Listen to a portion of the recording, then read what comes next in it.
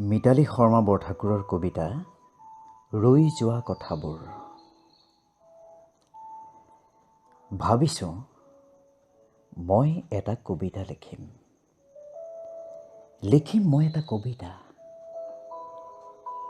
যেতিয়া ৰ'দ কাঁচলিয়ে জিলিকাব মোৰ ৰূপালী চুলি, মোৰ প্ৰগলভ থুতৰিত ওলমি থাকিব জীৱনৰ জটিল সাঁথৰ ভঙাৰ গৰ্বিত মাদকতা,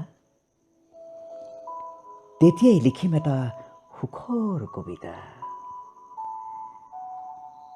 তাত ধৰি ৰাখিম জীৱনে গৰকা বসন্তৰ কথা,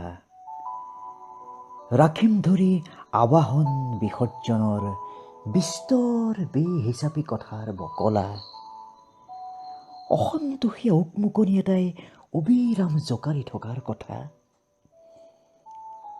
ক্লেশ ক্লান্তিত উন্মাদ প্ৰায় হোৱা সময়ৰ কথা, সকলো সামৰি মই লিখিম এই কবিতা। ক্ৰমাৎ শীৰ্ণ হৈ পৰা দুহাত, ধূসৰ হৈ পৰা দৃষ্টিৰে জীৱনৰ বিয়লিত লিখিম অ জীৱন, তোমাৰ বাবে এটি সুখৰ কবিতা। ক্ৰমশ গৈ থাকোচোন তুমি নিয়া বাটে।